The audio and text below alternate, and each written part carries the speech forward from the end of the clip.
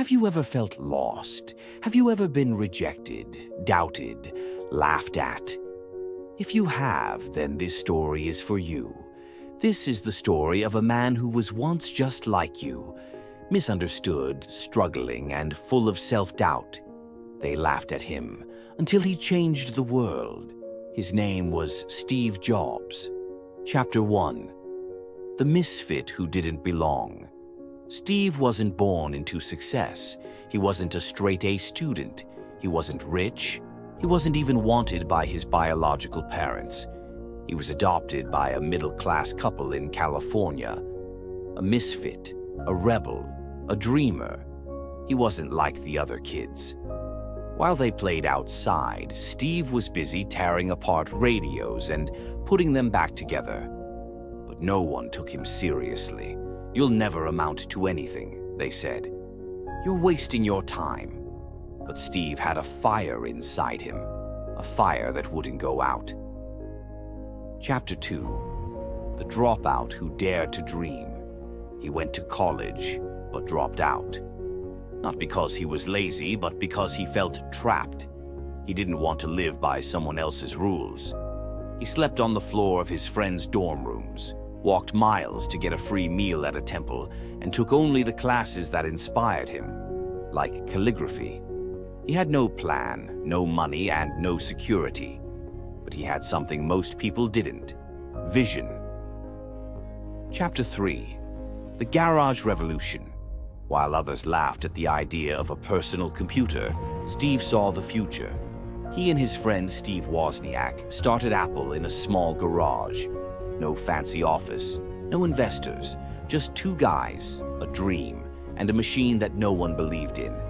But they worked, day and night, hustling, selling computers from that tiny garage, believing that one day the world would understand. Computers for normal people, that's ridiculous, they said. But Steve, he didn't stop. He kept pushing, and soon the world began to notice. Chapter 4. The Rise and the Fall. At 30 years old, Steve Jobs was at the top of the world. Apple had changed the way people saw computers. He was a millionaire, a visionary, a rock star. But life has a way of testing those who dare to dream. And then they turned on him. The company he built, the dream he created, he was kicked out, fired from his own company. Imagine that. The world saw him as a failure. Reporters mocked him. Investors laughed.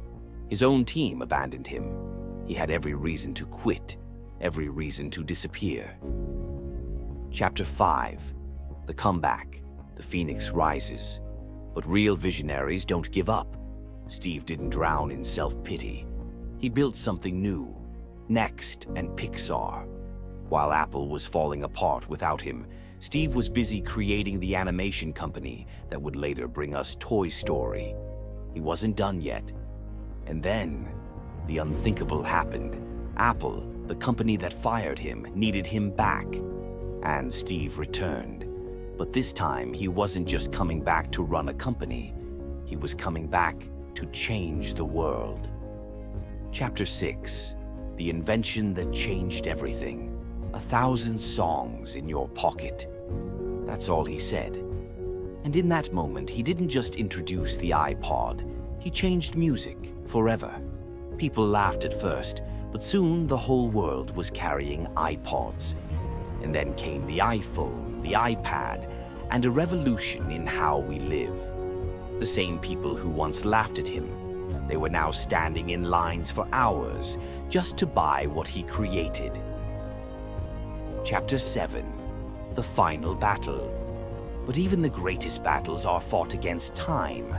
In 2003, Steve Jobs was diagnosed with cancer. He was given only months to live, but he didn't slow down. He kept creating, kept pushing. Because to Steve, life wasn't about time. It was about impact. Your time is limited, so don't waste it living someone else's life. Those were his words, and the world listened. Chapter 8. Legacy That Lives Forever.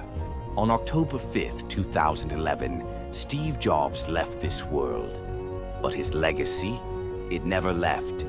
Today, the company he built is worth over $2 trillion. The devices he created are in billions of hands. His vision reshaped the future. And now it's your turn. They may laugh at you, they may doubt you, but just like Steve, don't stop. Don't listen to the noise. Keep building, keep dreaming, because one day the world will remember your name.